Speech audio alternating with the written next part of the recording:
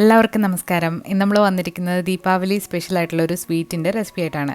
നമ്മളിന്ന് ചെയ്യാൻ പോകുന്നത് ഒരു സോഫ്റ്റ് ആയിട്ടുള്ള റവ കേസരിയുടെ റെസിപ്പിയാണ്. നമ്മളിതിന് മുൻപ് ഒരു കട്ട് ചെയ്യുന്ന ടൈപ്പ് കേസരി ചെയ്തിട്ടുണ്ട്. അതിൽ നിന്നും വ്യത്യസ്തമായിട്ടാണ് നമ്മളിത് ചെയ്യുന്നത്. അപ്പോൾ അതെങ്ങനെയാണെന്ന് നോക്കാം.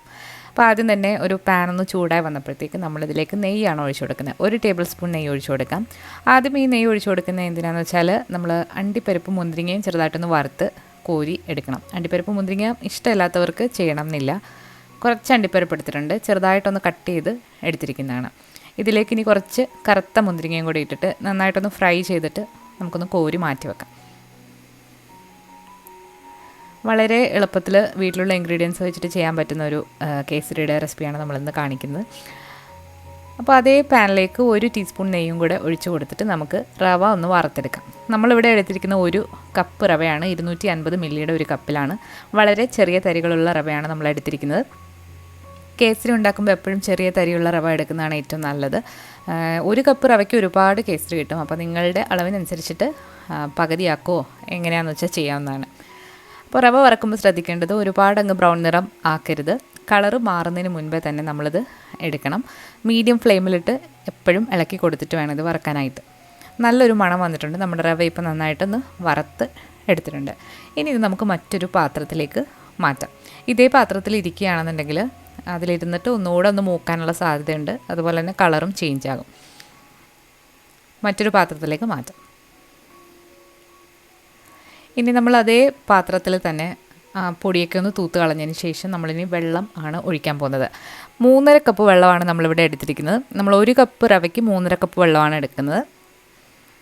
നമ്മൾ കഴിഞ്ഞ കേസരിയിൽ പാലും കൂടെ മിക്സ് ചെയ്തിട്ടായിരുന്നു കേസരി ഉണ്ടാക്കിയിരുന്നത്. പക്ഷേ നമ്മൾ ഇന്ന് വെള്ളത്തിലാണ് ചെയ്യുന്നത്. വെള്ളത്തിൽ ചെയ്യുമ്പോൾ കുറച്ച് കാര്യങ്ങളൊക്കെ ശ്രദ്ധിക്കാനുണ്ട്. അപ്പോൾ എന്താണെന്ന് ഞാൻ വഴി പറയാം. ഇനി നമ്മൾ ടേസ്റ്റ് ഒന്ന് ബാലൻസ് ആവാൻ വേണ്ടിയിട്ട് ഇതിലേക്ക് 1 നുള്ളു ഉപ്പും കൂടെ ചേർത്തിട്ട് നമുക്ക് തിളപ്പിക്കാം. അതിന് മുന്നായിട്ട് നിങ്ങൾക്ക് കളറ് ചേർക്കണം എന്നുണ്ടെങ്കിൽ കളറ് ചേർക്കാം. നമ്മളിവിടെ യെല്ലോ ഫുഡ് കളറാണ് ചേർക്കുന്നത്. യെല്ലോയോ ഓറഞ്ചോ ഇഷ്ടമുള്ള കളർ നിങ്ങൾക്ക് ചേർക്കാം. കളറ് ചേർത്തില്ലെങ്കിലും കുഴപ്പമൊന്നുമില്ല. ഇനി ഇതിലേക്ക് നമ്മൾ ചേർക്കുന്നത് ഒരു 3.5 ടേബിൾ സ്പൂൺ സൺഫ്ലവർ ഓയിലാണ്. മണമില്ലാത്ത ഏത് ഓയിൽ വേണമെങ്കിലും എടുക്കാം. നമ്മൾ മുഴുവനായിട്ട് നെയ്യിൽ ചെയ്യുകയാണെന്നുണ്ടെങ്കിൽ ഭയങ്കരമായിട്ടൊരു നെയ്യുടെ ഒരു കുത്തലുണ്ടാവും. അപ്പോൾ അത് ഒഴിവാക്കാൻ വേണ്ടിയിട്ടാണ് ഇങ്ങനെ ചെയ്യുന്നത്. ഇതിലേക്ക് 1 ടേബിൾ സ്പൂൺ നെയ്യും കൂടെ ഒഴിച്ചിട്ട് ഈ വെള്ളം നന്നായിട്ട് വെട്ടിത്തിളയ്ക്കുക. നന്നായിട്ട് വെട്ടിത്തിളച്ചതിന് ശേഷം മാത്രം നമുക്കിതിലേക്ക് റവ ചേർക്കാം. റവ കുറേശ്ശെയായിട്ട് ചേർത്ത് കട്ട കെട്ടാതെ നന്നായിട്ടൊന്ന് ഇളക്കി എടുക്കാം. അപ്പോൾ ഇത് വെള്ളം കൂടുതലായിട്ട് തോന്നുമെങ്കിലും ഇത് ഒന്ന് ചൂടായി വരുമ്പോഴത്തേക്ക് നന്നായിട്ടിത് സെറ്റായി കിട്ടും. നന്നായിട്ട് ഇളക്കി കൊടുക്കുക. റവ ചെറുതായിട്ടൊന്ന് കുറുകി വന്നിട്ടുണ്ട്. അപ്പോൾ നല്ല കട്ടിയായി വരുന്ന സമയത്ത് നമുക്ക് തീ നന്നേ കുറച്ച് വെച്ചിട്ട് നമുക്ക് അടച്ച് വെച്ചൊരു 10 മിനിറ്റ് ഇത് നന്നായിട്ട് വേവിക്കണം. അതിന് മുന്നായിട്ട് നമ്മളിതിലേക്ക് ഒരു 3 ടേബിൾ സ്പൂൺ നെയ്യും കൂടെ ഒഴിച്ചു കൊടുക്കാം. ഇത് നന്നായിട്ട് നെയ്യ് ചേർത്തിട്ടുള്ളൊരു കേസരിയാണ്. നല്ല സോഫ്റ്റായിട്ട് വരണമെങ്കിൽ നമ്മൾ നെയ്യ് കൂടുതലായിട്ട് ചേർത്ത് ഉണ്ടാക്കണം. അപ്പോൾ തീ ഒന്ന് കുറച്ചിട്ടതിന് ശേഷം അടച്ചു വെച്ച് നമുക്കൊരു 10 മിനിറ്റ് ഇത് വേവിക്കാം. അല്ലാന്നുണ്ടെങ്കിൽ നമ്മൾ ഈ കേസരി ഉണ്ടാക്കി കഴിയുമ്പോഴത്തേക്ക് അതിലേക്ക് ഒരു പച്ച വെള്ളത്തിൻ്റെ ഒരു ചുവ വരാനുള്ള സാധ്യതയുണ്ട്. അതുപോലെ തന്നെ റവ നന്നായിട്ട് വേവിച്ചിട്ട് വേണം ഈ കേസരി ഉണ്ടാക്കാനായിട്ട്. അല്ലാന്നുണ്ടെങ്കിൽ ടേസ്റ്റ് അത്ര ശരിയാവില്ല. 10 മിനിറ്റ് കഴിഞ്ഞിട്ടുണ്ട്. നമ്മുടെ റവയൊക്കെ നന്നായിട്ട് വെന്ത് വന്നിട്ടുണ്ട്. നമ്മൾ ഇതുവരെ ഇതിലേക്ക് പഞ്ചസാര ചേർത്തിട്ടില്ല. ഇനിയാണ് നമ്മളിതിലേക്ക് പഞ്ചസാര ചേർക്കാൻ പോകുന്നത്. പഞ്ചസാര നമ്മൾ 1 കപ്പ് റവയ്ക്ക് 1.5 കപ്പ് പഞ്ചസാര വരെ നിങ്ങൾക്ക് എടുക്കാവുന്നതാണ്. കൂടുതൽ മധുരം ഇഷ്ടമുള്ളവർക്ക് 1.5 കപ്പ് പഞ്ചസാര എടുക്കാം. ഞാനിവിടെ 1 കപ്പ് പഞ്ചസാരയാണ് എടുത്തിരിക്കുന്നത്. പഞ്ചസാര ചേർത്ത് കഴിയുമ്പോഴത്തേക്ക് കേസരി നന്നായിട്ട് ലൂസായി വരും. നന്നായിട്ട് ഇളക്കി കൊടുക്കാം. നമ്മളിത് ഒത്തിരി കട്ടിയിലല്ല ചെയ്യുന്നത്, പക്ഷേ ഇത് ഇരിക്കുന്നതും കുറച്ച് കട്ടിയാവുകയും ചെയ്യും. അപ്പോൾ നമ്മളുടെ ഇഷ്ടാനുസരണം നമുക്കിത് അതിൻ്റെ തിക്നെസ് തീരുമാനിക്കാവുന്നതാണ്. ഇതിലേക്ക് ഇനി നല്ലൊരു ഫ്ലേവറിന് വേണ്ടിയിട്ട് കുറച്ച് ഏലക്കാപ്പൊടി 1/2 ടീസ്പൂണോളം ചേർത്ത് കൊടുക്കുന്നുണ്ട്. നന്നായിട്ട് മിക്സാക്കുക. നന്നായിട്ട് ഇത് ഇളക്കി കൊടുക്കുക. ഇനി ഇതിലേക്ക് ഒരു എക്സ്ട്രാ ടേസ്റ്റ് കിട്ടാൻ വേണ്ടിയിട്ട് നമ്മളിവിടെ റോസ് എസൻസ് ചേർക്കുന്നുണ്ട്.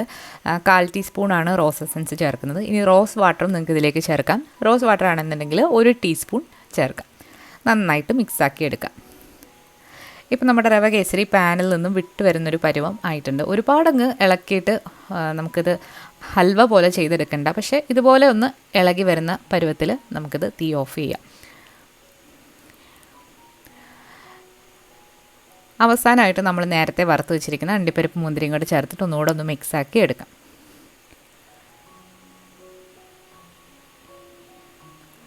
ഇത് നിങ്ങൾക്ക് വേണമെന്നുണ്ടെങ്കിൽ സെറ്റ് ചെയ്യാനായിട്ട് പാത്രത്തിൽ ഒഴിച്ചിട്ട് കട്ട് ചെയ്തും എടുക്കാം. പക്ഷേ ഇതൊന്നുകൂടെ സോഫ്റ്റായിട്ടുള്ള ഒരു കേസരിയാണ്. നമ്മൾ നേരത്തെ ചെയ്തതിൽ വളരെ കുറച്ച് നെയ്യും ഒക്കെ ചേർത്തിട്ടാണ് ചെയ്തിരിക്കുന്നത്. പക്ഷേ ഇത് കുറച്ചൊരു സോഫ്റ്റായിട്ട് നമുക്ക് കോരി കഴിക്കാവുന്ന രീതിയിലുള്ളൊരു കേസരിയുടെ റെസിപ്പിയാണ്. അപ്പോൾ ഇത് തമിഴ് സ്റ്റൈലിലുള്ള റെസ്റ്റോറൻറ്റിലൊക്കെ പോകുമ്പോൾ, അതായത് A2B അങ്ങനെയുള്ള കടകളിലൊക്കെ പോകുമ്പോൾ ഒരു റവ കേസരി കിട്ടും. അപ്പോൾ അതേ രീതിയിലാണ് നമ്മൾ ചെയ്തിരിക്കുന്നത്.